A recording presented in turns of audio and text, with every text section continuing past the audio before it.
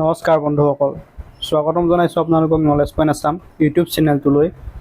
আৰু 2022 বৰ্ষত হৈ যোৱা আপোনালোকৰ আছাম ডাইৰেক্ট ৰিক্ৰুইটমেণ্ট এক্সামৰ যি আপোনালোকৰ গ্ৰেড 3 ডিগ্ৰী লেভেলৰ যিটো এক্সাম হৈ গৈছিল, সেই এক্সামৰ আজি কুৱেশ্যন পেপাৰখন আপোনালোকৰ ওচৰলৈ লৈ আহিছোঁ। কুৱেশ্যন পেপাৰখন আছিল আপোনালোকৰ পেপাৰ 4।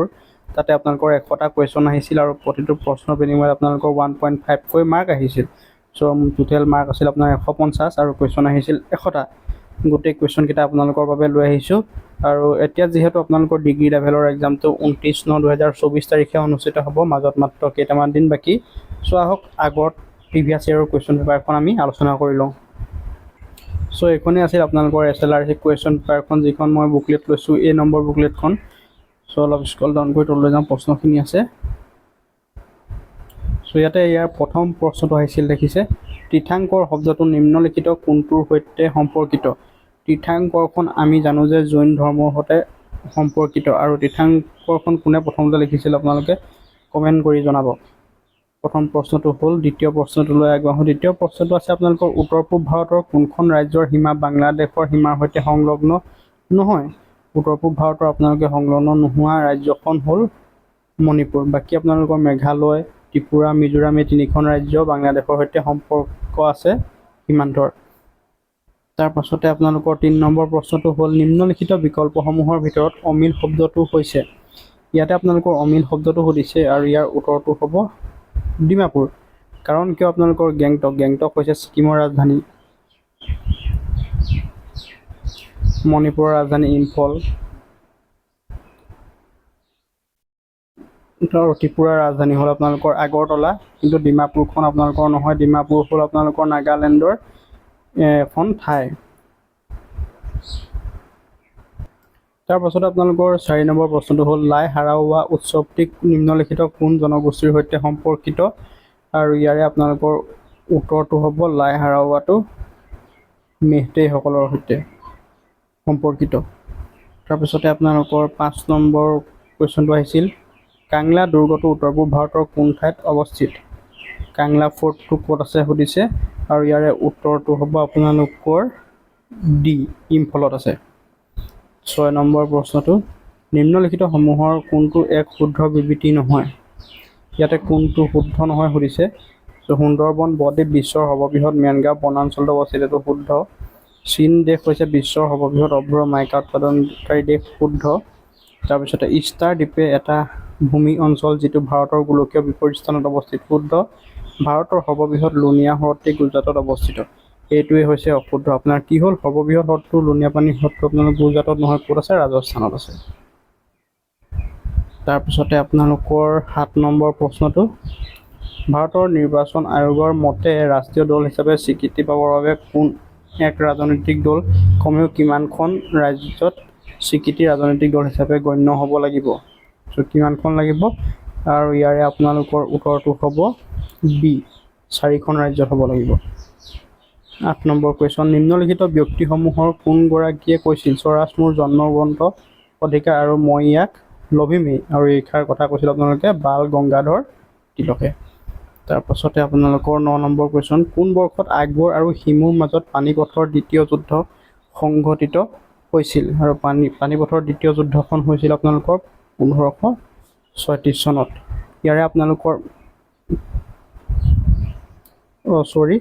পানিপথৰ দ্বিতীয়খন যুদ্ধ আপোনালোকৰ হৈছিলে কিমান? 1556 চনত। তাৰপিছতে 10 নম্বৰ প্ৰশ্ন, ভাৰতৰ নিৰ্বাচন আয়োগে ভাৰতৰ বিধানসভা নিৰ্বাচনত কেতিয়া পোনপ্ৰথমবাৰৰ বাবে ভোটদানৰ বিকল্পসমূহৰ ওপৰত এটাও নটা বিকল্প বলবৎ কৰিছিল? আৰু ইয়াৰে উত্তৰটো হ'ব আপোনালোকৰ বি, নৱেম্বৰ 2023 তাৰিখে। 11 নম্বৰ, আন্তঃৰাষ্ট্ৰীয় ন্যায়ালয়ৰ মুখ্য কাৰ্যালয়টি কোন ঠাইত অৱস্থিত? ন্যায়ালয়ৰ আপোনালোকৰ মুখ্য কাৰ্যালয় ক'ত অৱস্থিত সুধিছে, আৰু ইয়াৰে উত্তৰ হ'ব হেগত। তাৰপিছতে 12 নম্বৰ প্ৰশ্ন, ৰাওলাট আইনত নিম্নলিখিত সমূহৰ কোনটো পদক্ষেপ অন্তৰ্ভুক্ত আছিল? আৰু ইয়াৰে শুদ্ধ উত্তৰটো হ'ব আপোনালোকৰ চি, বিচাৰ অবিহনে কাৰাবাস। কুৱেশ্যন নম্বৰ 13, ভাৰতৰ উচ্চতম ন্যায়ালয়ে কোন বৰ্ষত প্ৰথমগৰাকী মহিলা ন্যায়াধীশক নিযুক্তি দিছিল আৰু কাক নিযুক্তি প্ৰদান কৰিছিল?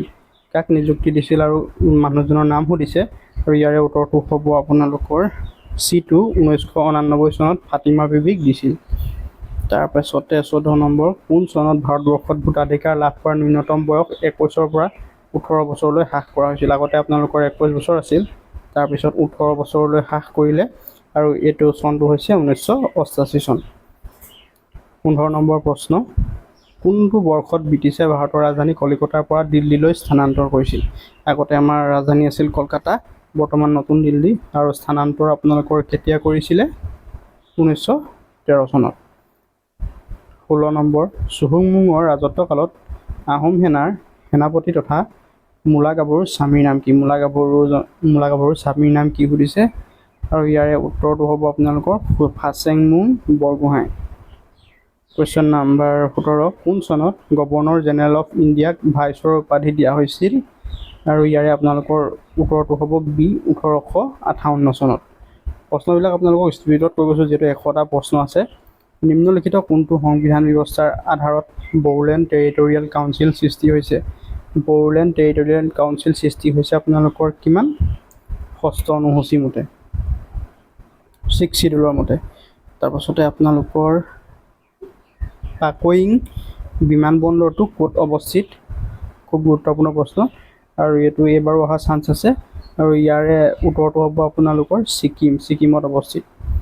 20 নম্বৰ প্ৰশ্ন, হাৰাপ্পা খননৰ সকলো স্থলতে উমৈহতীয়াভাৱে প্ৰাপ্ত পানীৰ চিত্ৰটো হৈছে? পানীৰ চিত্ৰটো কি সুধিছে, আৰু ইয়াৰে উত্তৰটো হ'ল এশিঙীয়া গড়। কুৱেশ্যন নাম্বাৰ 21, অলিম্পিকৰ পতাকাখনৰ কেইটা আঙুঠিৰ চিত্ৰ আছে? আৰু ইয়াৰে চিত্ৰ আছে আপোনালোকৰ কেইটা? 5টা চিত্ৰ আছে, যিহেতু আপোনালোকৰ 5খন আমাৰ কি মহাদেশ। তাৰপাছতে 22 নম্বৰ প্ৰশ্নটো হ'ল আৰ্জেণ্টিনাৰ ৰাজধানী চহৰখন হৈছে? আৰু ইয়াৰে উত্তৰটো হ'ব বুয়েনছ এয়াৰ্ছ। কুৱেশ্যন নাম্বাৰ 23 সুধিছে এয়াৰ এছিয়াৰ মুখ্য কাৰ্যালয় ক'ত অৱস্থিত? এয়াৰ এছিয়াৰ মুখ্য কাৰ্যালয়টো অৱস্থিত আপোনালোকৰ কুৱালালামপুৰত। 24, নিম্নলিখিত কোনটো কম্পিউটাৰ এপ অপাৰেটিং ছিষ্টেম নহয়? আৰু ইয়াৰ উত্তৰটো হ'ব চি, মাইক্ৰ'ছফ্ট অফিচ। তাৰপাছতে 25 নম্বৰ প্ৰশ্ন, নিম্নলিখিত সমূহৰ কোনটোক বৰ্তমান সময়ত ভাৰতবৰ্ষৰ সৰ্বোচ্চ হিমালয় শৃংগ হিচাপে বিবেচনা কৰা হয়? আৰু ইয়াৰে আপোনালোকৰ শুদ্ধ উত্তৰ হ'ব কাঞ্চনজংঘা। ইয়াৰ উচ্চতাটো কিমান আপোনালোকে কমেণ্ট কৰি জনাবলৈ নাপাহৰিব। তাৰপাছতে 26 নম্বৰ প্ৰশ্নটো সুধিছে কোনখন পৌৰাণিক ভূগৰ্ভস্থ নদী প্ৰয়াগৰাজৰ ত্ৰিবেণী সংগম গংগা আৰু যমুনাৰ নদীৰ সৈতে মিলন হোৱা বুলি গণ্য কৰা হয়? আৰু ইয়াৰ উত্তৰটো হ'ব আপোনালোকৰ চি, সৰস্বতী। কুৱেশ্যন নাম্বাৰ 27, নিম্নলিখিত কোনবিধক কেৰেট এককত জোখা হয়? কেৰেট এককত জোখা হয় আপোনালোকৰ কি হওক? সোণক, গোল্ডক জোখা হয়। তাৰপিছতে 28 নম্বৰ প্ৰশ্ন, অধ্যয়নৰ কোনটো শাখাই জীৱাশ্মৰ ওপৰত ভিত্তি কৰি পৃথিৱী পৃষ্ঠৰ জীৱৰ ক্ৰমবিকাশৰ বিষয়বস্তু সামৰি লয়? আৰু ইয়াৰ আপোনাৰ শুদ্ধ উত্তৰটো হ'ব এ, পেলিয়ন্টলজিয়ে জীৱৰ ক্ৰমবিকাশৰ বিষয়বস্তু সামৰি লয় বা অধ্যয়ন কৰে। আপোনালোকৰ 29 নম্বৰ প্ৰশ্নটো হৈছে বায়ুমণ্ডলীয় চাপ জুখিবৰ বাবে কোনবিধ যন্ত্ৰ ব্যৱহাৰ কৰা হয়? আৰু ইয়াৰে উত্তৰটো হ'ব বেৰোমিটাৰ।